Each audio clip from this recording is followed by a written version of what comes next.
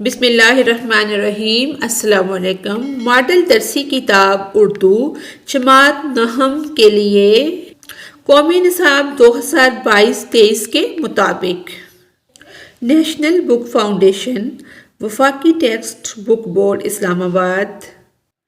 پیارے بچوں، آج ہم سبق نمبر 3 پڑھیں گے جس کا عنوان ہے بھیڑیا۔ یہ ایک افسانہ ہے جس کا تعلق پشتو ادب سے ہے۔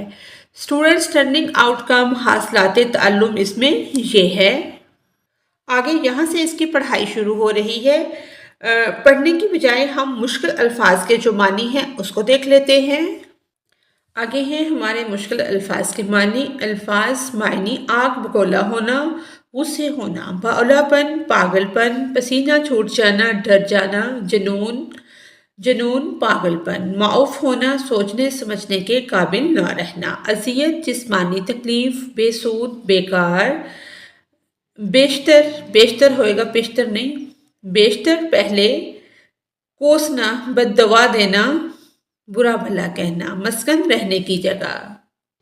آگے ہے مسکن رہنے کی جگہ، ٹھکانہ، سنسنی، کپکپاہٹ، خوف ہراس، اذیت، جسمانی تکلیف، دکھ، آگ بگولا، دہکتا ہوا گولا یا چکر، سرخ انگارہ، معاف، جس کو صدمہ یعنی کہ سوچنے سمجھنے کی صلاحیت نہ ہو وہ، اسو وغیرہ جس کو صدمہ پہنچا ہو، بے حس، معاف ہونا کا یہ زیادہ بہتر ہے کہ سوچنے سمجھنے کی صلاحیت کھو دینا یا قابل نہ رہنا، جنون، دیوانہ پن، دیوانگی، باولا پن، پاگل ہونے کی کیفیت یا صورتحال، انگ، بدن، جسم، جلاد، پھانسی دینے والا۔ مصنف کا تعارف۔ مصنف ہیں فاروق سرور، خطہ بلوچستان سے تعلق رکھنے والے نامور صحافی، افسانہ نگار اور قانون دان فاروق سرور سن 1962 میں کوئٹہ میں پیدا ہوئے۔ کوئٹہ ہی سے ایم اے انگریزی، ایم اے انگلش یعنی کہ اور LLB کی ڈگریاں حاصل کی۔ روزنامہ جنگ سمیت متعدد اخبارات میں کالم نگاری بھی کرتے رہے۔ متعدد کتابیں زیور طبع سے آراستہ ہو چکی ہیں۔ پشتو زبان میں بھی لکھتے ہیں۔ طبع شدہ 15 یعنی کہ جن کی اشاعت ہو چکی ہے، جو چھپ چکی ہیں، 15 کتابوں میں سے 3 پشتو زبان میں ہیں۔ پشتو افسانوں کا ایک مجموعہ ندی کی پیاس اردو ترجمے کی صورت میں بھی شائع ہو کر صاحبان علم و فن سے داد و تحسین حاصل کر چکا ہے۔ بلوچستان ٹائمز، روزنامہ جنگ، روزنامہ باخبر کوئٹہ میں انگریزی اردو کالم لکھتے رہے ہیں۔ فاروق سرور کے افسانوں میں علامتی رنگ غالب ہے۔ ماحول کا جبر اور اندر کا خوف ان کے افسانوں میں اپنے ایک خاص معروض کی عکاسی کرتا ہے۔ فاروق سرور سن 2021 سے حکومت بلوچستان میں بطور اسسٹنٹ ایڈوکیٹ جنرل کی حیثیت سے خدمات سر انجام دے رہے ہیں۔ پاکستان ٹیلی ویژن میں بطور اداکار اور مصنف کے بھی کام کیا۔ حکومت بلوچستان کی طرف سے 3 بار آپ کی تصنیف کو بہترین کتاب کے اعزاز سے نوازا گیا۔ ساگوان ناول لکھنے پر اکیڈمی ادبیات اسلام آباد کی جانب سے خوشحال خان خٹک ایوارڈ بھی آپ اپنے نام کر چکے ہیں۔ سن 2018 میں اپنی علمی ادبی خدمات پر صدارتی ایوارڈ پرائڈ آف پرفارمنس حاصل کیا۔ ان ایوارڈز کے علاوہ بھی مختلف اداروں نے متعدد ایوارڈ سے نوازا ہے۔ آپ کی کتابوں میں دریا، لیوا، ندی کی پیاس، سکاروتی، ادب سیر، ساگوان، بھیڑیا اور مجرم کے علاوہ دیگر تصانیف شامل ہیں۔ اب ہم اس کے ایسلو بیسڈ نوٹس جو ہیں ان کو دیکھ لیتے ہیں۔ ایسلو بیسڈ نوٹس میں سوال نمبر 1 جو ہے وہ یہ ہے، درج ذیل سوالات کے جواب دیں۔ پہلا سوال ہے، مذکورہ کہانی میں بھیڑیا کس کردار کی نمائندگی کر رہا ہے؟ مذکورہ کہانی میں بھیڑیا ڈر اور وحشت کی نمائندگی کر رہا ہے۔ جتنا زیادہ اسے حاوی کرو یہ اتنا ہی بڑھتا جاتا ہے۔ کہانی کا مرکزی خیال کیا ہے؟ سوال نمبر 2 ہے، اس کہانی کا مرکزی خیال یہ ہے کہ انسان جتنا زیادہ اپنے ڈر کو اپنے اوپر حاوی کرتا ہے وہ اتنا ہی بڑھتا جاتا ہے، یہاں تک کہ وہ انسان کو ختم کر دیتا ہے۔ لیکن اگر تھوڑی سی ہمت کر کے اس ڈر کا مقابلہ کرے تو وہی ڈر ختم ہو جاتا ہے۔ سوال نمبر 3 ہے، کہانی میں بھیڑیے کا کیا کردار ہے؟ اس کا جواب ہے، کہانی میں بھیڑیا ڈر اور وحشت کا کردار ادا کر رہا ہے کہ انسان نے اپنے ڈر سے بچنے کے لیے درخت کی پناہ لی ہوئی ہے اور وہ بھیڑیے کی شکل میں اس پر حاوی ہوتا ہے۔ سوال نمبر 4 ہے، اگر آپ کہانی کے مرکزی کردار کی جگہ ہوتے تو آپ بھیڑیے سے کیسے نمٹتے؟ اس کا جواب ہے، آپ اپنے مطابق کوئی بھی جواب لکھ سکتے ہیں۔ اگر میں کہانی کے مرکزی کردار کی جگہ ہوتا تو میں بھی شروع میں ڈرتا، لیکن پھر اپنی آزادی کی خاطر ہمت کر کے اس کا مقابلہ کرتا اور اسے ختم کر دیتا۔ سوال نمبر 5 ہے، مرکزی کردار کی بزدلی کی وجہ سے اسے کیا مشکلات پیش آتی ہیں؟ اس کا جواب ہے، مرکزی کردار کی بزدلی کی وجہ سے بھیڑیا اس پر حاوی ہو جاتا ہے اور وہ اس پر غرانا شروع کر دیتا ہے، جس کی وجہ سے مرکزی کردار کی حالت خراب ہونا شروع ہو جاتی ہے۔ اگلا سوال ہے، بھیڑیے کی بڑھتی ہوئی طاقت کی وجہ سے مرکزی کردار کی حالت کیسے خراب ہوتی ہے؟ اس کا جواب ہے، مرکزی کردار بھیڑیے سے بہت زیادہ خوف محسوس کرتا ہے۔ جتنا زیادہ وہ اسے اپنے اوپر حاوی کرتا ہے، بھیڑیا اتنا زیادہ طاقتور ہونا شروع ہو جاتا ہے، جس کی وجہ سے مرکزی کردار کی حالت خراب ہونا شروع ہو جاتی ہے۔ آگے سوال نمبر 7 ہے، کہانی کا مرکزی کردار آخر میں کیوں آزاد ہو جاتا ہے؟ اس کا جواب ہے، آخر کار وہ اپنے اندر ہمت پیدا کر کے بھیڑیے کے پاس چھلانگ لگا دیتا ہے، یعنی وہ اپنے ڈر کے سامنے کھڑا ہو جاتا ہے اور اس کا مقابلہ کرتا ہے، جس کی وجہ سے اس کا ڈر ختم ہو جاتا ہے اور وہ آزادی محسوس کرتا ہے۔ اگلا سوال ہے، سوال نمبر 8، کیا کہانی کا کوئی سماجی، سیاسی یا نفسیاتی پیغام ہے؟ اس کا جواب ہے، جی ہاں، اس کہانی سے سماجی، سیاسی اور نفسیاتی پیغام ملتا ہے۔ سماجی پیغام یہ ہے کہ ہمیں دوسروں کے ساتھ مل کر کام کرنے اور پر اعتماد رہنے کی ضرورت ہے۔ سیاسی پیغام یہ ہے کہ ہم اپنے ڈر اور خوف پر قابو پا سکتے ہیں، اور نفسیاتی پیغام یہ ہے کہ ہم خود پر ہمت اور بہادری سے مقابلہ کر کے اپنے کام کر سکتے ہیں۔ آگے یہ بھی astro based exam oriented questions ہیں۔ عبارات کی تشریح ہے اس میں۔ سوال نمبر 1 ہے کہ عبارت کی تشریح کریں۔ عبارت جو دی گئی ہے وہ یہ ہے، یہ عبارت ہے، اس کو ہم پڑھیں گے اور آگے یہ اس کی تشریح ہے کہ یہ اقتباس فروغ سرور کے افسانہ بھیڑیا سے لیا گیا ہے۔ فروغ سرور کا تعلق بلوچستان یونیورسٹی کوئٹہ سے ہے۔ آپ کا شمار پشتو زبان کے معروف فکشن لکھاریوں میں ہوتا ہے۔ اب تک آپ کے 3 مجموعے پشتو زبان میں چھپ چکے ہیں، جن میں ایک مجموعہ پشتو افسانوں کے اردو تراجم کی شکل میں ندی کی پیاس کے عنوان سے شائع ہوا۔ اسی مجموعہ میں بھیڑیا افسانہ شامل ہے۔ فروغ سرور کے افسانوں میں علامتی رنگ غالب ہوتا ہے۔ فروغ سرور کے افسانوں میں علامتی رنگ غالب ہے۔ ماحول کا جبر اور اندر کا خوف ان کے افسانوں میں اپنے ایک خاص معروض کی عکاسی کرتا ہے۔ اپنے مخصوص علامتی ٹریٹمنٹ کی وجہ سے فروغ سرور کا ناول اور افسانے وہ تخلیقی رچاؤ بھی حاصل کرنے میں کامیاب ٹھہرتے ہیں جو اس نوع کے فکشن میں عموماً دستیاب نہیں۔ فروغ سرور نے اپنے اس افسانے میں مکمل فنی چابک دستی سے خوف کے اثرات کو سمیٹا ہے۔ افسانہ ایک مختصر کہانی ہوتی ہے جس میں زندگی کا کوئی ایک جز پیش کیا جاتا ہے۔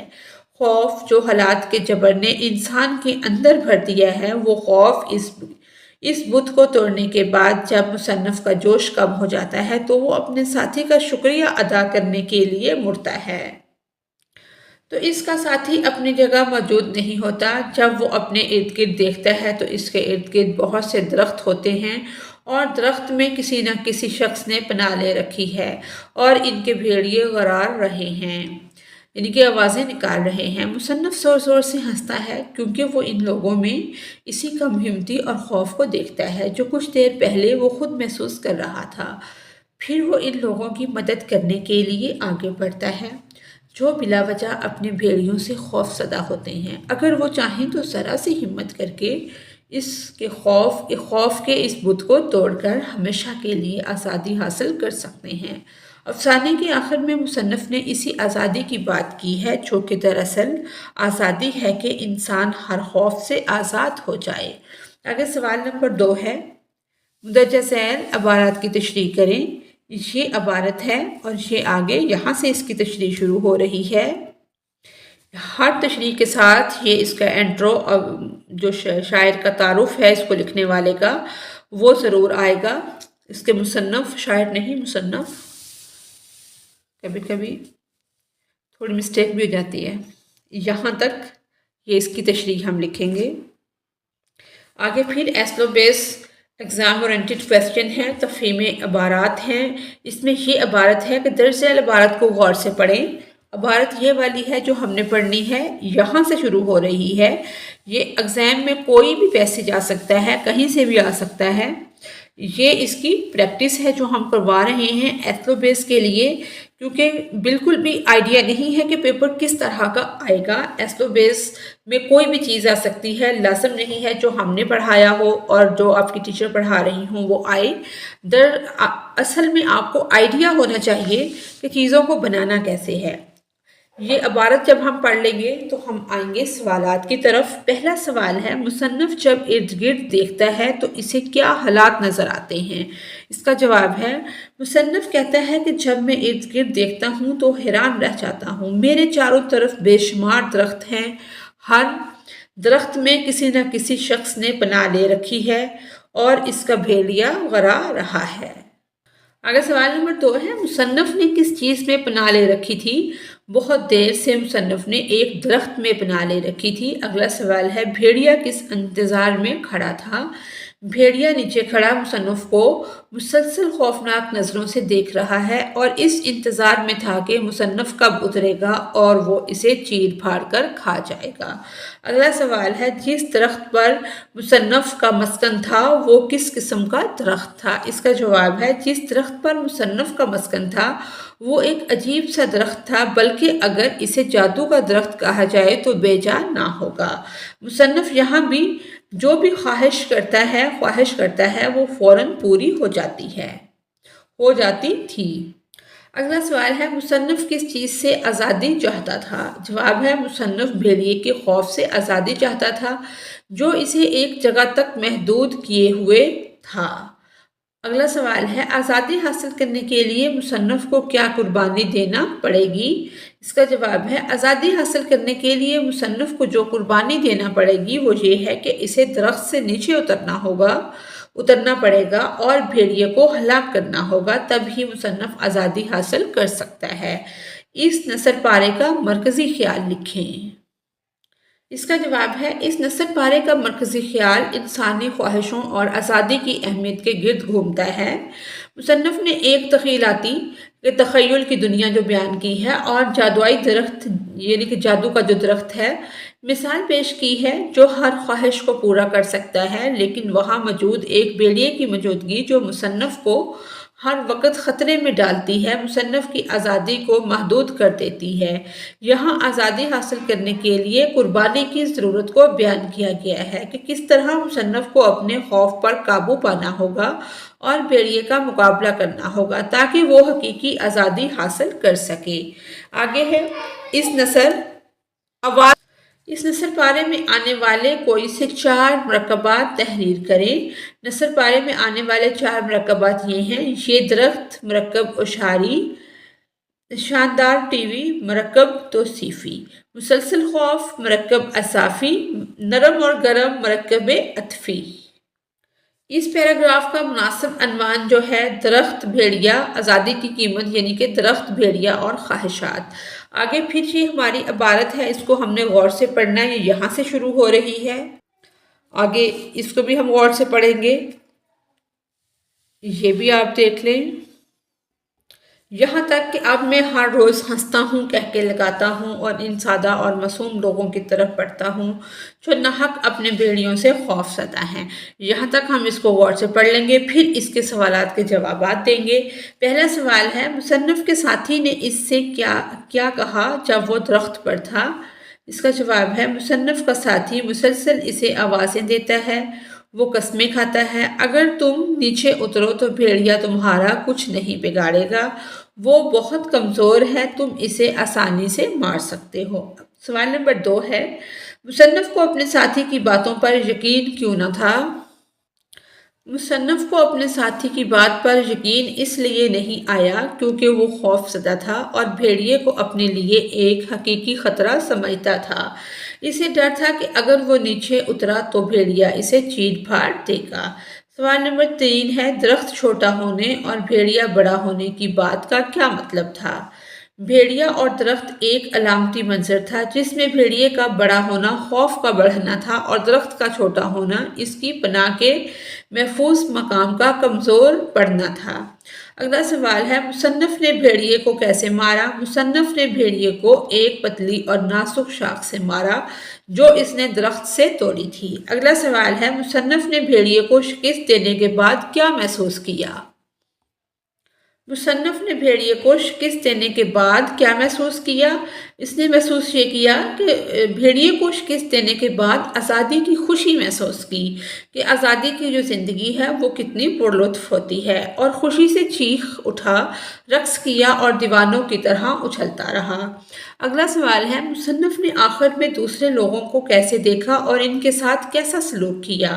مصنف نے دیکھا کہ ہر کوئی درخت میں کوئی نہ کوئی شخص بھیڑیے سے خوف زدہ ہو کر کہ ہر درخت میں کسی نہ کسی نے بھیڑیے سے اپنے ڈر پال لیے ہیں اور اسی ڈر کے اندر ہر بندہ قید ہے، خوف زدہ ہو کر پناہ لے رکھی تھی۔ وہ زور زور سے ہنسنے لگا اور کہکے لگاتے ہوئے ان کی طرف بڑھا، شاید انہیں بھی اس طرح کی ہمت دلانے کے لیے کہ وہ بھی اپنے خوف سے آزاد ہو سکیں۔ اگلا سوال ہے، اس نثر پارے کا مرکزی خیال لکھیں۔